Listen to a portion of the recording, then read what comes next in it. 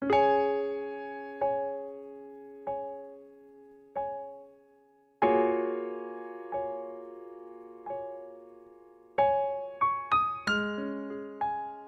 was once a mission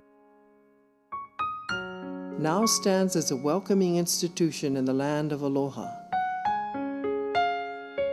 What was once a royal vision has now become a deeply grounded foundation of grace and beauty.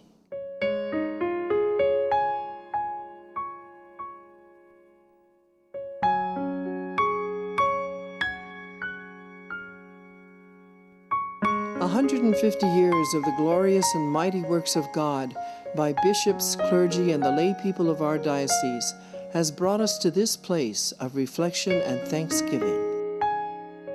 A foundation first laid by King Kamehameha IV and his Queen Emma, and an Anglican bishop. Our rich heritage is one of faithful and dedicated work to grow this church in the Hawaiian Islands for Almighty God. How our church rode the winds of change throughout Hawaii's ever-changing and sometimes turbulent history. How it stayed relevant to the challenges and opportunities to spread the gospel here. How it responded to the desire for a tradition, a style of worship, and a spiritual community that not only honored our Lord Jesus Christ, but also honored and respected our native Hawaiian culture. That is our story. A story of God's blessing and handiwork. A great testament that will give us confidence and strength as we, His servants, work together. This is our future which lies ahead.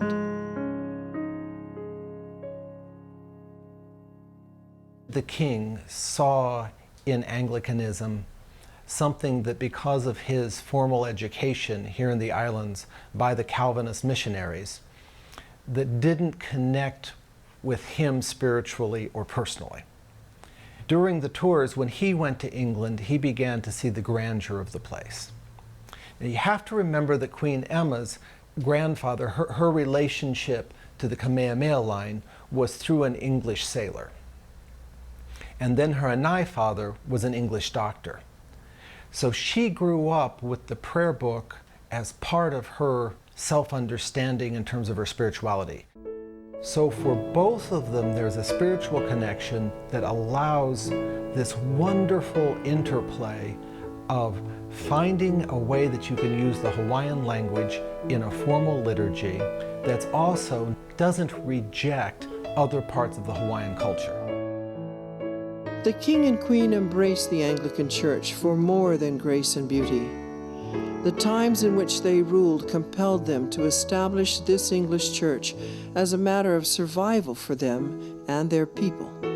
There was the rising tension of European and North American planters. They were facing the decimation of their people by illness. They saw the religion of the missionaries as part of the destruction of their own culture. So that inviting the English church, as it was called in, they were trying to find a Christianity that could connect to the people and allow Hawaiians to live graciously and in beauty, and frankly not be controlled by another worldview. There were letters sent particularly by the Queen, but also by the King, to Queen Victoria. His Majesty had a prospectus in his petition to Queen Victoria. And that prospectus spelled out that he would give land. He would pay, I think, £200 annually for clergy to be sent here to support them. The church that he wanted to establish through that prospectus, and that was the establishment of worship, of preaching, of healing for the church, but the church itself becomes the worship. The schools they established for boys and girls, particularly for his people, he's talking about Native Hawaiians. For others, particularly for the Chinese immigrants, establishing boys' schools, girls' schools, And then more importantly, the care for the people of having a hospital, what would later be known as the Queen's Hospital. Her Royal Majesty Queen Victoria, ruler of Great Britain, granted a license to establish the church here in 1861 and sent the Reverend Thomas Staley to Honolulu to be its first bishop. He, his family, and an entourage that included 2 priests arrived on October 11, 1862. Even before Bishop Staley came to the islands, the king was already working upon translations of the Book of Common Prayer. E lawe ia mai, a ike ia manawa ke ike nei ka ko, ua hiki ina I ka lasia. A ua kukuli ia ma Hawaii nei, ma hope o ke kaliana. I think the preface offers to us a glimpse into the mind of King Kamehameha IV, that he truly was a man of faith and of deep spirituality. It was his way of making the statement that we are part of a church that allows us to remain Hawaiian, allows us to be who we are, and yet we're part of a long line of God's people. One of his first acts as bishop was to baptize the Queen. Then a month later, he confirmed the King and the Queen as members of the Anglican Church. The King and Queen bowed to the bishop, and that had never happened before. So for the king to kneel down and have the bishop lay hands and confirm was an act that symbolically said to the people, I am a servant of God. With their baptism and confirmation, they are active members of the mission, and their first membership establishes the kingdom in this pathway towards supporting the Anglican mission. Almost the entire court becomes part of that church. That day, November 28, 1862, the day of the King and Queen's confirmation, the Anglican Church in Hawaii began to grow. And the bishop says in some of his letters that they were confirming every week, perhaps about 26 or so people. Many of them were not Congregationalists and not Roman Catholics. They were just Hawaiians who were unchurched and were beginning to see something in this new mission. I do think that the king saw the order and structure of having a bishop and having priests reflective of his understanding both of Hawaiian religion and Hawaiian life, and an understanding of a church that was national.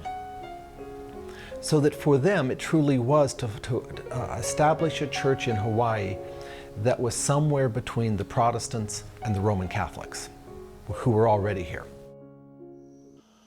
Unfortunately, the king became seriously ill and died unexpectedly a year after his confirmation. Just as the way seemed clear for the church to make great progress, the monarchy, the Anglican mission, and his dear queen lost a good and kind king. When he dies, Queen Emma becomes a dowager queen. She's not the ruling monarch. With the death of the king, Bishop Staley leaves within a couple of years.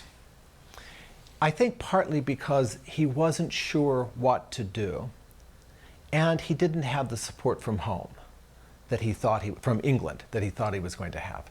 So those things together, they really went through a dormant period, a sad time. He had the land for a cathedral. A small wooden building was built here on the site where the cathedral is now. There weren't many people coming. He had connections particularly among the royal family and their cousins. Prince Kalakaua had been confirmed, as had his wife Kapiolani. There were others who had come into the church formally, but it was still a great struggle. So he left.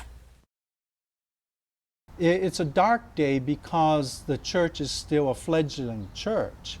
It is building its pro-cathedral, it's building its missions in Lahaina, it wants to continue the schools, and it falls upon Her Majesty Queen Emma to raise those funds.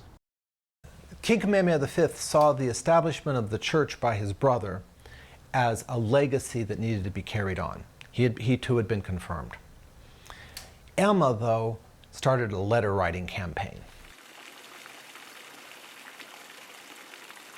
For Queen Emma, the cathedral was the opportunity of creating a spiritual home for the whole kingdom. And so in the mid-1860s, when she went to England, she actually arranged for design and brought back stone in the voyage, and other stone was later sent. And if you look at the cathedral, you can actually see around the windows, the older stones are much darker, and they represent another era. I think that Emma really saw it as a balance to the hospital and even to the schools, to the priory and to Iolani, that just as they addressed the intellectual and the physical, she saw the cathedral as the spiritual center of Honolulu. On June 30th, 1872, upon the request of Queen Emma, a new bishop arrived from England. Bishop Alfred Willis, with unflagging energy, immediately began to set the church's future course. That same year, King Kamehameha V died from failing health.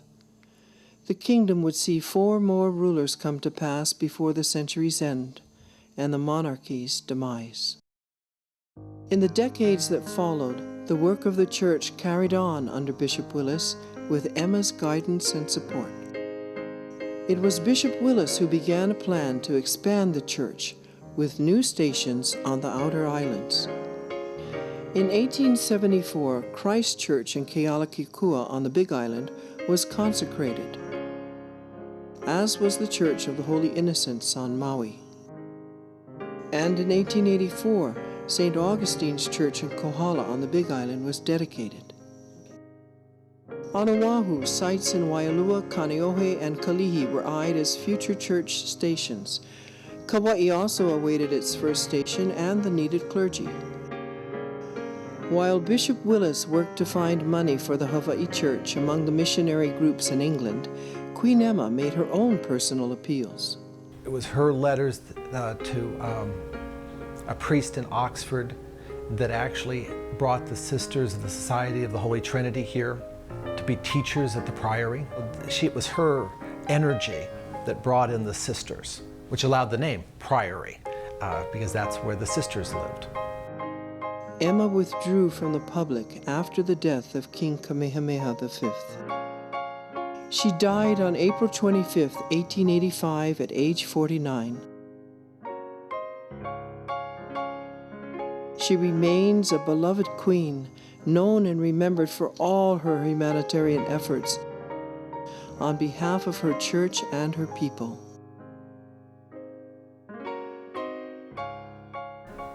The islands were changing quickly.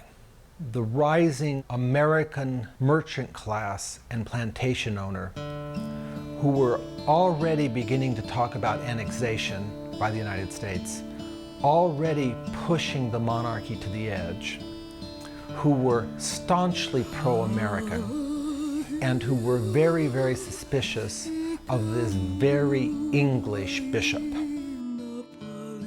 When Hawaii's last reigning monarch, Queen Liliuokalani, took the throne in the face of her enemies on January 21, 1891, her attempts to restore the monarchy to its full power were futile. It's American business people, American interests versus Hawaiian interests, the kingdom's interests. There's a tendency to disregard her in her status and position because of the politics. And so when the counter-revolution occurs, she's in the home next door to this cathedral, which was her husband's home and her mother-in-law's home. And when they come to seek her, she slips through the gate between the two properties and is protected from being arrested by the nuns here, particularly Sister Beatrice and Sister Albertine. And they risked their lives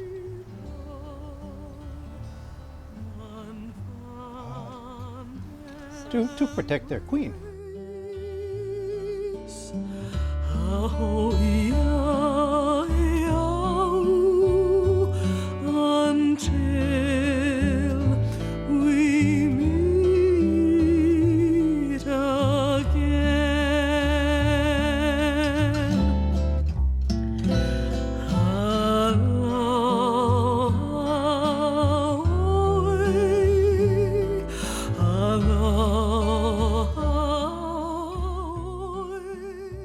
With the Queen's imprisonment and the illegal takeover by Americans, the Hawaiian Kingdom is no more.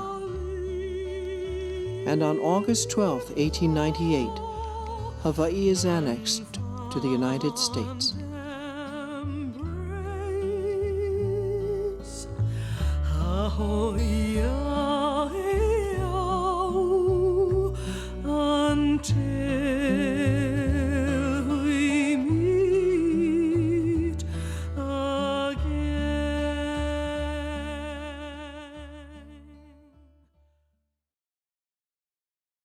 She had remained a Congregationalist, but during the course of the visits, especially when she was imprisoned at the palace, and then when she moved back to Washington Place, her home, she regularly visited the sisters who were at the priory. The gate is still in existence that was used by the Queen, so she could quietly slip over to be with the sisters for tea.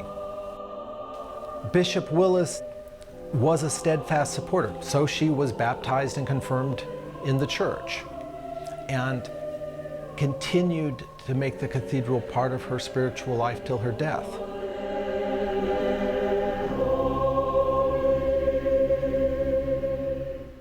As the church becomes a missionary district of the Protestant Episcopal Church in the United States, support from the Church of England was withdrawn. The Church of England said they're not part of, they're not an independent nation now, and they're not an English colony. They're not a colony of Great Britain. They're not our responsibility. They're now part of the United States. So the Episcopal Church took jurisdiction. But with it came a bishop, Bishop Restorick, who was elected Bishop of the Episcopal Church's missionary district of Honolulu. That was the name they gave it. Now, jurisdiction had already passed. Bishop Willis recognized it. He passed authority to the new bishop and quietly changed seats. You can see Bishop Restorick, the new American bishop, being welcomed not by a member of the royal family, but by Sanford Dole, who helped take part in the illegal overthrow of the monarchy and the illegal annexation of the islands by the United States. You can see the pain of the islands in the transfer of two men from North America, now in the islands. You see the new emphasis of power. If you notice, Sanford Dole is just a little bit higher than the bishop. The authority is no longer shared. It's now the government welcoming this nice religious leader to the islands. It is the sacrifice of what I think the King and Queen most wanted, a church for the people. So almost immediately under Bishop Restorick, things start to happen.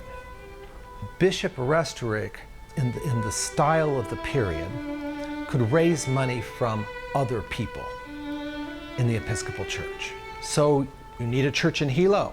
Be a good place to have an Episcopal Church. I'll contact Holy Apostles Episcopal Church in Philadelphia and see if they can buy a piece of land for me. He went to the Davies family and said, "Wouldn't you like to honor your father? He was so important to the church. I need help building a parish hall." So they built Davies Hall. So the transition at the time would have been experienced by people as an expansion of work as direct funding from the Episcopal Church, connections with wealthy individuals and families in the United States that reinforced the American connection. In her final years, the Queen regularly attended the cathedral and received Holy Communion as long as her health permitted. Bishop Restorick would later write that she, quote, accepted the transfer of the Church to American jurisdiction calmly and received the American bishop cordially, unquote. There developed, particularly in the last part of the 19th century, plantations. Sugar cane particularly, but also pineapple, large tracts of land going into agricultural use. There was a real shortage of labor, that there began to be this large influx of workers from Asia. So as these plantation populations developed, there emerged among all of the Christian denominations to found missions in the camps. The Protestant and Episcopal denominations particularly worked together and divided up the areas, and certain camps were set up. The Episcopal Church began to plant churches, develop new congregations in those ethnic areas.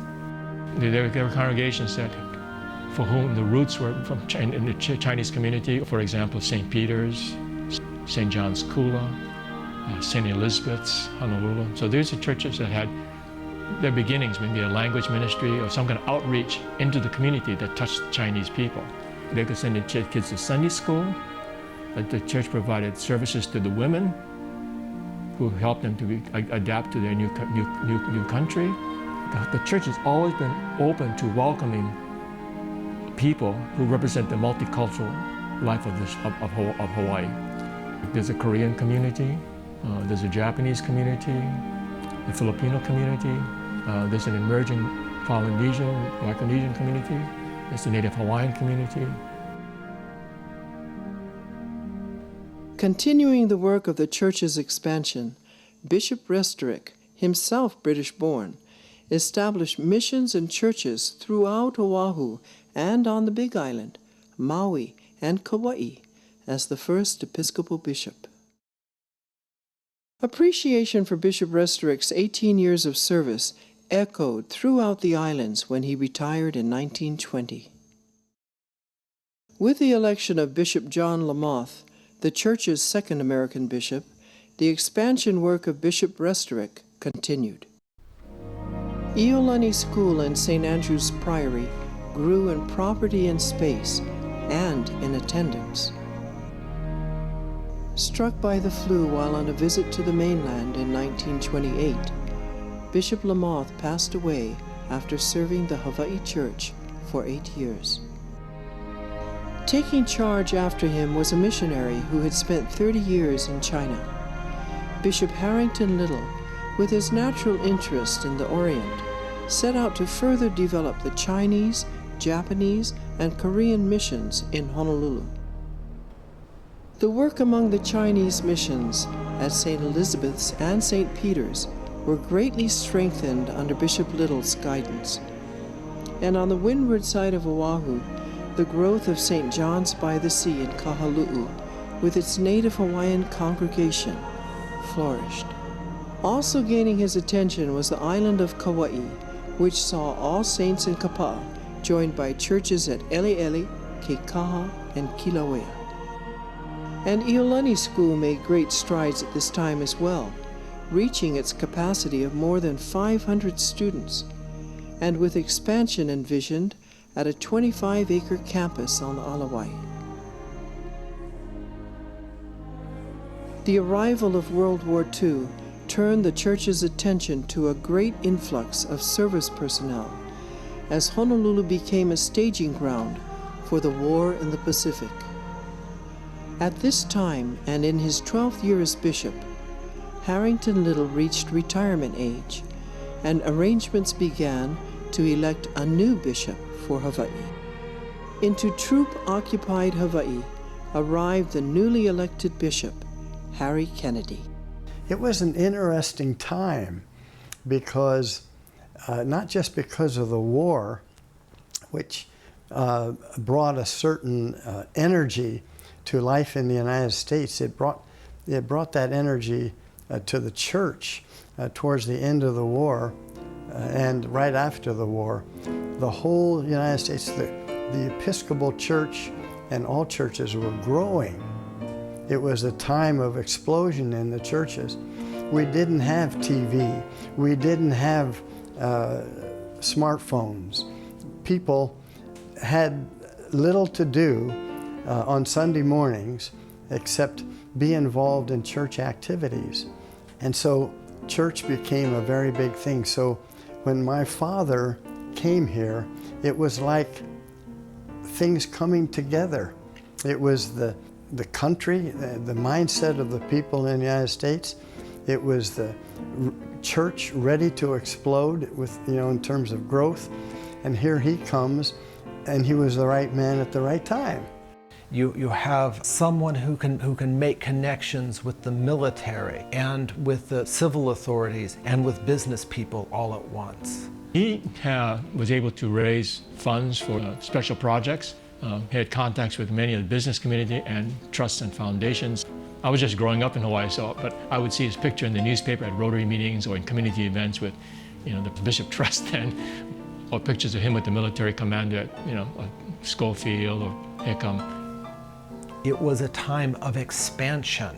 It was a time of economic expansion. It was a time when the Episcopal Church grew spiritually, numerically, to match statehood. It was, in a real sense, the church and statehood went together. The same type of energetic, powerful political figures that existed in Hawaii politics. Bishop Kennedy is amongst them as the same kind of character.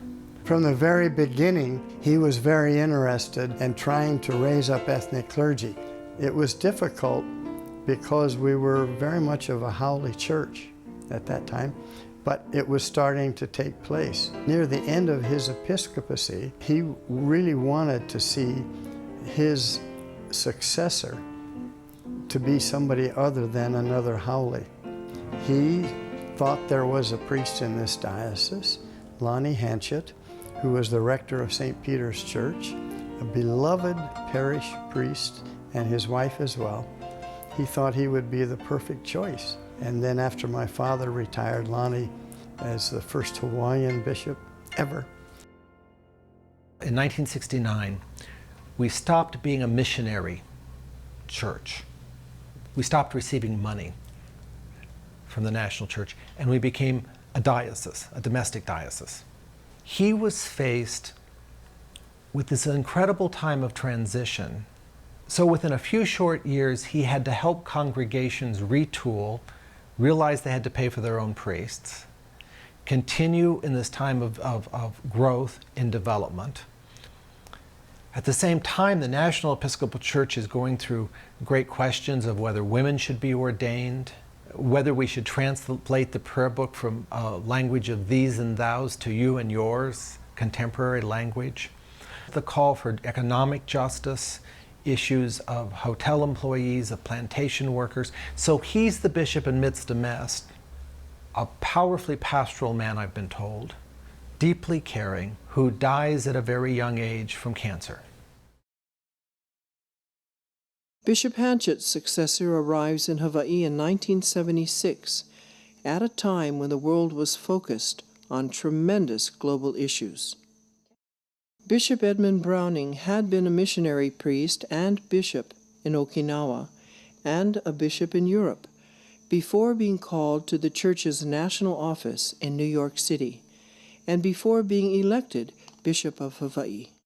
So he's well known when he becomes Bishop of Hawaii. He has national and international connections. He is a deeply compassionate person. He is a person who does speak out in the face of injustice. He is the voice of the voiceless. Bishop Browning was opposed to the Vietnam War, is the catalyst of calling the attention and the need of the rising Native Hawaiian indigenous movement. Bishop Browning arrived in Hawaii in favor of the ordination of women. By electing him, in many ways, we made the jump. He began the conversation around the full inclusion of gays. So that in the Diocese of Hawaii, though in many places it's a relatively new conversation, we've been having this conversation since the 70s. After 9 years of serving the church in Hawaii, Bishop Browning was elected by his fellow bishops to head the national church. If you start thinking back then to the 80s, people don't go to church as often. Here in Hawaii, you remember it as the time of the Japanese bubble. Lots of investments. Plantations are disappearing. The Hawaii world was being turned upside down. Into that transition, Donald Hart was elected bishop. It was a time of pastoral care for the clergy. Bishop Hart was known for the care of people. It was a time of reaching out and of love. But it was marred by a financial crisis that left the church very tired. In the 90s, Bishop Chang was elected bishop. Bishop Chang had been Bishop Browning's assistant here in Hawaii, had then left to serve Bishop Browning in the National Church. He was a child of the diocese, born in Hawaii, Iolani graduate, like Bishop Hanchett, was raised at the cathedral, at the Hawaiian congregation. So we called someone home to be bishop. So when I came back, one of the responsibilities, I had to get rid of a $4 million debt and a number of lawsuits. And that took a lot of time, while at the same time maintaining the life of the congregations, the life of supporting the church. And that took a while. I saw my vision was to build a foundation so that my successor, and those people who came after me, and the leaders in the church who came later, could build the church once it go forward in mission. And so my dream was that the church would be mission-oriented, that we would live the promises of our baptism, that all persons be involved in the life of the ministry, and the churches would work to serve the people and the community. In 2005, Bishop Richard Chang announced his retirement, and in March of 2007, Bishop Robert Fitzpatrick was ordained the 11th bishop in the Hawaiian Islands and the 5th diocesan bishop of the Diocese of Hawaii. The history of the diocese in our story is not about bishops. It's the people. It's all of God's people. The laity and the clergy, the stories of churches throughout the years. But also in these faces, I see those stories. I know the suffering that some of these bishops went through, the good times of the diocese and the bad. I see in their eyes every Episcopalian that's ever lived in Hawaii. It's a wonderful time to see them.